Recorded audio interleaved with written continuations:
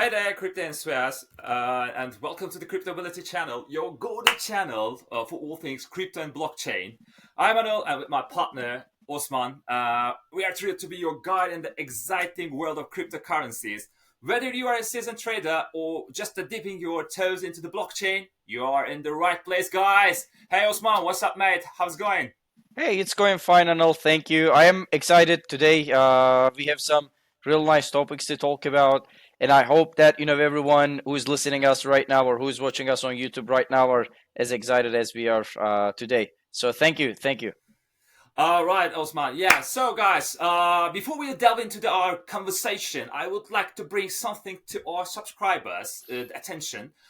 Guys, at Cryptability, we believe in making crypto not just a part of your portfolio, but a part of your lifestyle. We are here to demystify to complex and share the latest news, global trends, and help you to navigate the ever-evolving landscape of digital assets. From market analysis to startups to brilliant projects, project reviews to interviews with industry experts, we've got it all, guys. So consider us your crypto companion on this thrilling journey. Make sure to hit subscribe button and join our growing community and turn on notifications so you never miss out latest crypto insights and updates, guys. Together, let's ride to the crypto wave. Yes, so let's deep dive. Guys, Osman. First, I would like to ask some question. And meanwhile, the OnChain Foundation, I know it very well, but OnChain Foundation received an invitation to the Turkish African Economy and Business Council. Uh, I say I correctly. Do I say it Yeah, correctly? yeah. Yeah, I that's think great. Turkish African Business and Economic Forum Yeah, Council. Yeah. exactly. Yeah, so where that play where we presented the digital ID product and drawing the attention of officials and business leaders worldwide.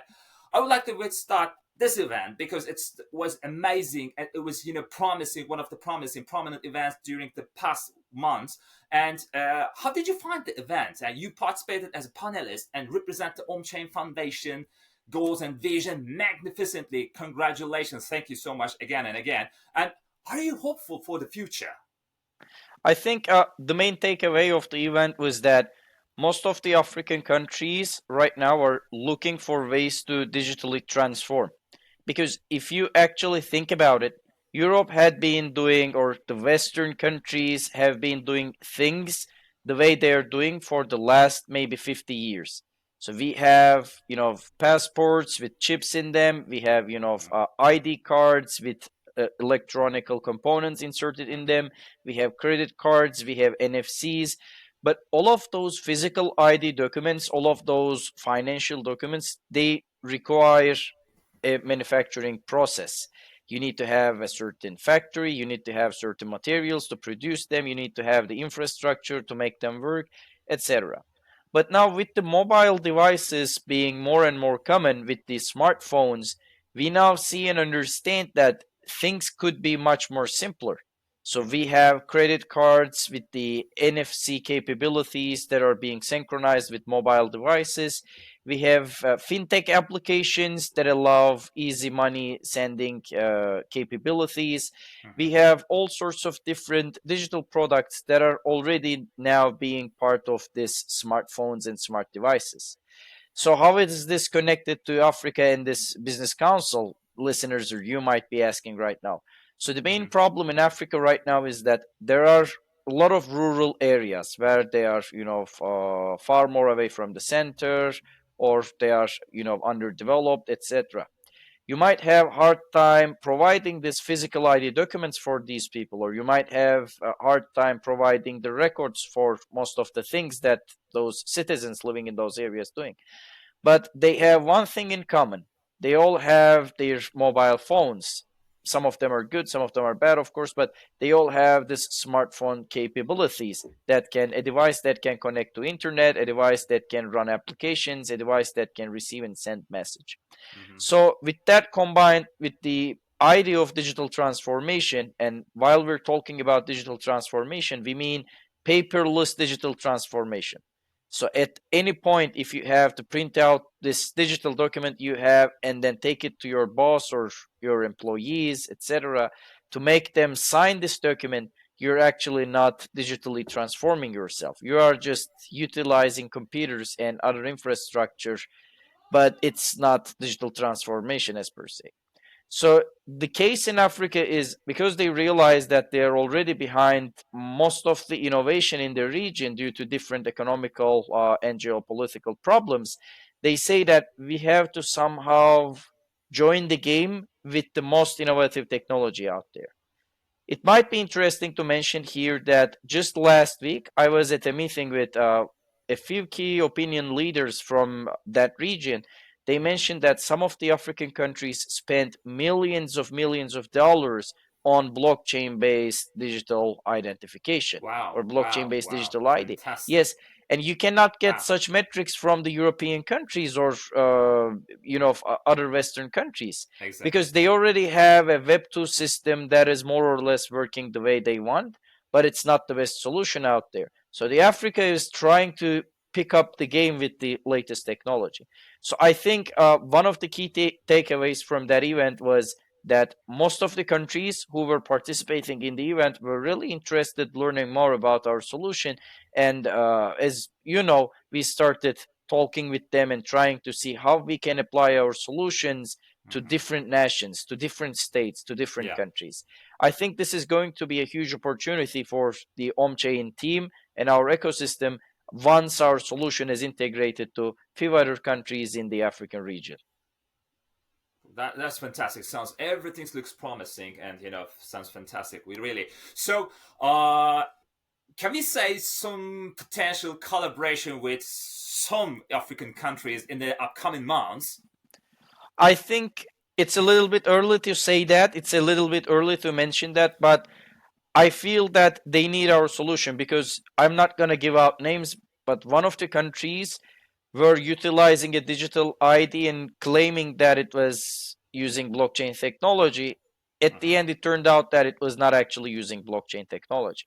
So once we said that we actually have one that is utilizing blockchain technology, they were, as you know, interested in the software solution that we came up with. They were interested in the protocol.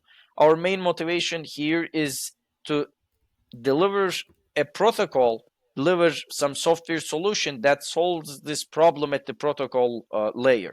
It is similar to how email operates right now, or it is similar to how HTTPS on our browsers operate. So while you are browsing a website, you don't necessarily think about if it's HTTP or if it's an HTTPS. You just click the link and it redirects you there in a secure way. If there is a problem, if it's not a secure connection, your browser just warns you or says that your connection is not secure. As an end user, you don't necessarily have to know what kind of cryptographic signatures or protocols there. You don't necessarily know how it works. You just know that it's safe and secure. And if as the end user you wish to learn more about it, you can go and read more or click on the details on your browser to see what kind of certificate you have, who is the issuer, and all sorts of other details. So this is our main goal, providing a protocol level solution for blockchain based identification so that after some point, even as the OmChain Foundation, we don't necessarily have to go out there and try to find new clients or new integrators to this solution, but rather have people implement the solution themselves and utilize the OmChain's infrastructure. So this is more or less our goal right now.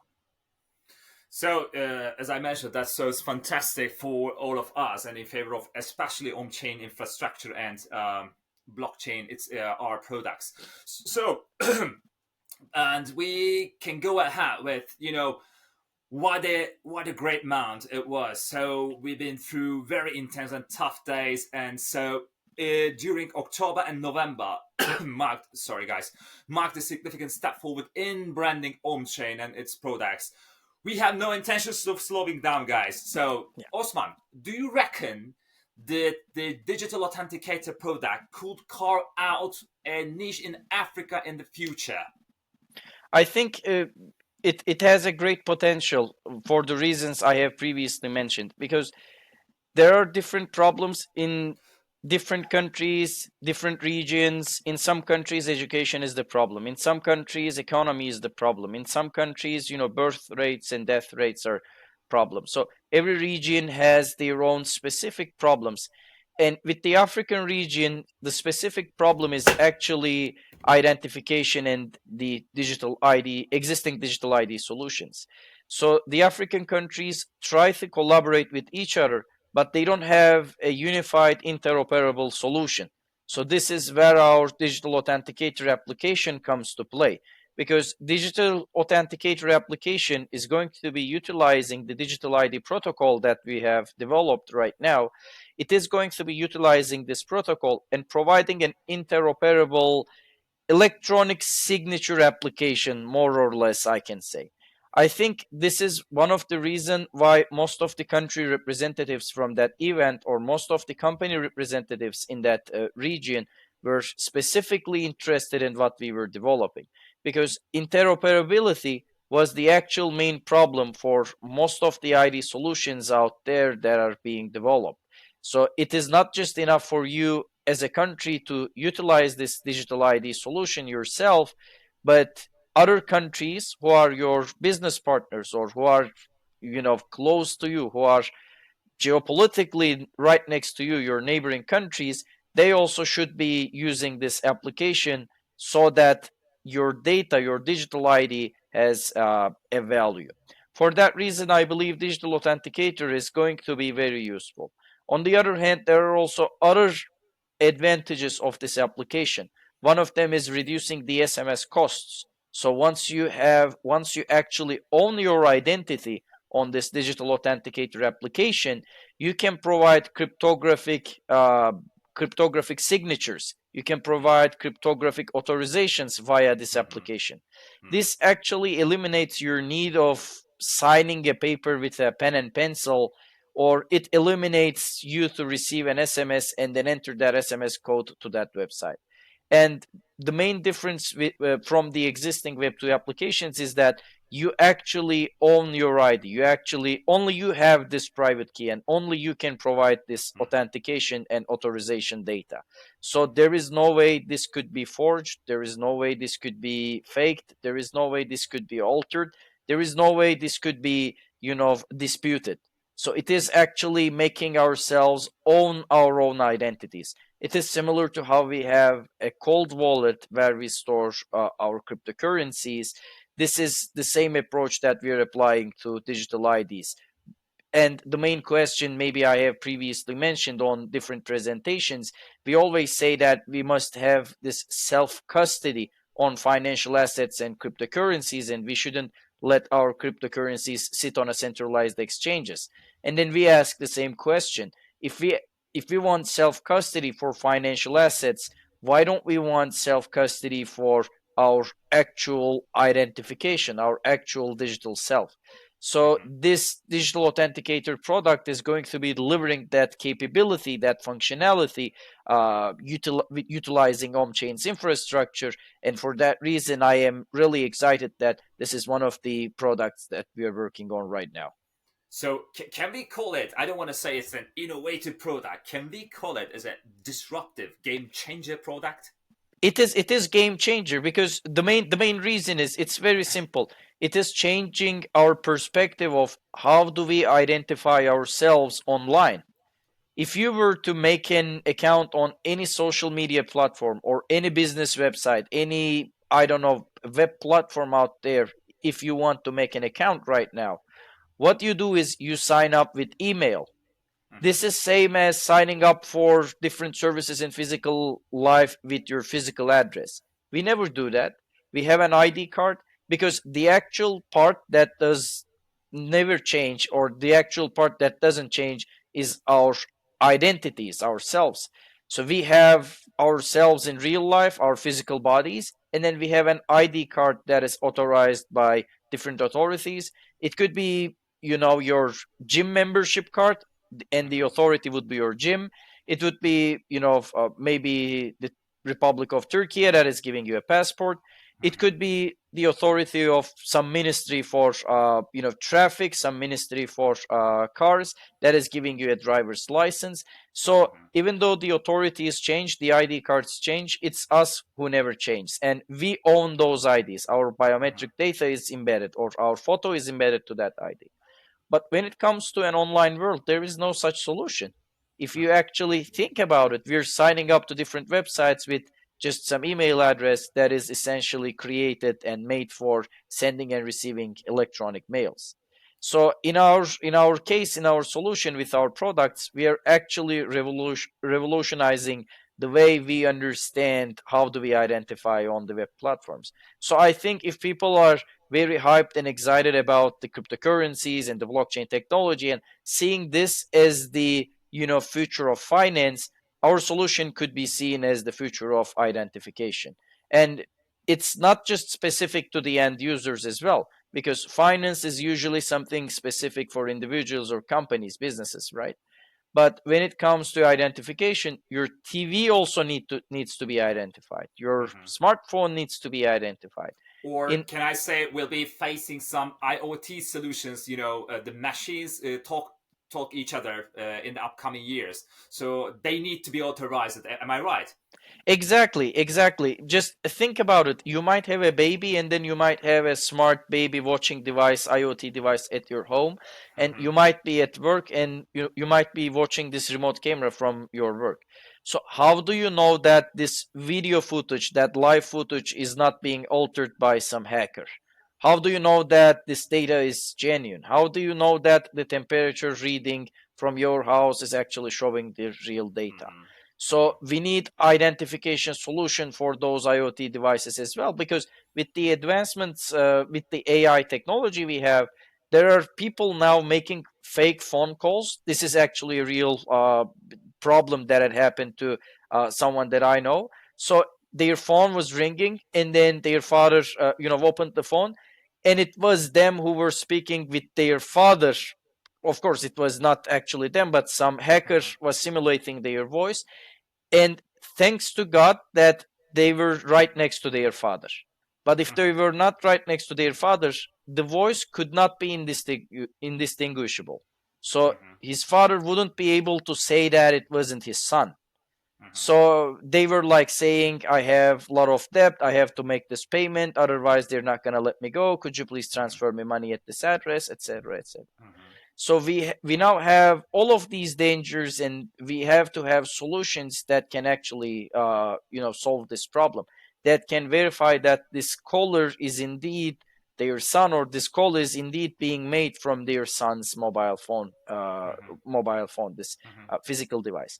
So I Mm-hmm. think our digital ID solution is not just, how do I say, making the identification better, but it's Mm-hmm. also solving a huge problem that we will be encountering more and more later on in the upcoming years with the advancement of AI. So what I would like to usually say is, if the data becomes more and more important and more valuable, the authenticity of that data also becomes more and more valuable. You have to know where this data came from, or whether it was authenticated. And then the importance of blockchain also becomes more and more valuable, because blockchain has this capability of making sure that this data is originating from the right person, right device, right address, and it's not being altered, and you can trace and track that data from the day zero when it was recorded to the blockchain. So I think in that sense, yes, we are what we are building right now is a huge revolution on how we understand identifying ourselves online. So we put forward game changer disruptive technology in front of all users worldwide. It looks exciting. Exactly. It looks so exciting for all of us. I mean, So, let me just ask you a quick question here. Like, sure. if your phone were to ring right now, and you have Yeah. seen that one of your parents or your Mm-hmm. siblings or your kid is calling you, how do you know that it's actually them who are calling you? 100% you're right. I don't know, actually, who the genuine person behind the phone. I don't know, actually. Yes, you have to somehow see them, right? Even right now, you're seeing me. I am in front of this camera, Yeah. but within a year or two, maybe within a few months, we don't know, Mm-hmm. because this AI is being advanced so Mm-hmm. fast. It could be someone else who is just acting like they're me, and you wouldn't know it. Or it could be, even you could even be So, sleeping right now, or Osman, yeah, sorry to someone else. interrupt. It's so scary. So I might have I might do some podcasting with another Osman in the Yes, upcoming year. Oh my god. yes, this is actually the case, and it actually happened to me once too. Someone sent Yeah. me an email. They said that they would like to, talk with us about potential, collaboration and investment to Chain Foundation.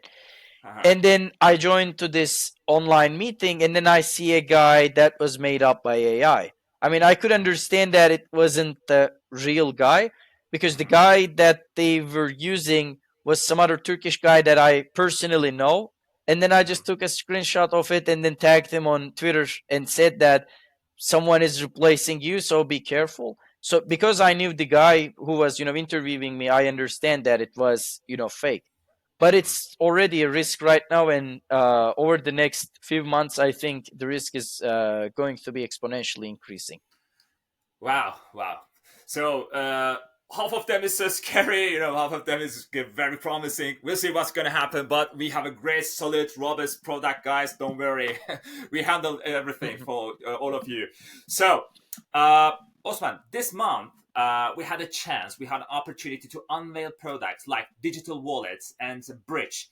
And could you briefly outline the advantages that these products will bring to on-chain users and potential users in the upcoming months? Okay, so the first product would be our blockchain bridge. Our blockchain bridge is essential to our infrastructure. And the main purpose of having a bridge is that a user might be having some US dollars on Binance Smart Chain or Ethereum or Polygon. Our bridge allows them to seamlessly transfer this USDT or OMC tokens to our mainnet on-chain infrastructure, so that they can also conduct business on on-chain or utilize on-chain's infrastructure. As you know, we had opened the first DEX on our chain. The thanks to the team Omelette for developing and deploying this infrastructure on Yeah. on-chain blockchain. And right Mhm. now, I believe we have roughly 30,000 US dollars worth of liquidity on this platform. It's still small, but it shows the capabilities of our infrastructure, and it allows anyone to issue their own tokens and immediately get it listed, and get started with their journey.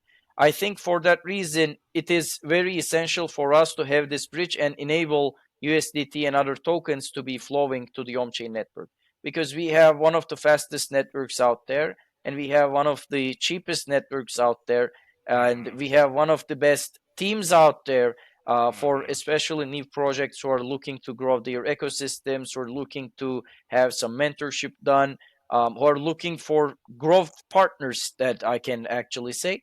So for those reasons, I believe it was very essential that we have a very nice bridge. And what I mean by very nice is that it takes roughly 2 to 3 seconds for our bridge to process the transactions.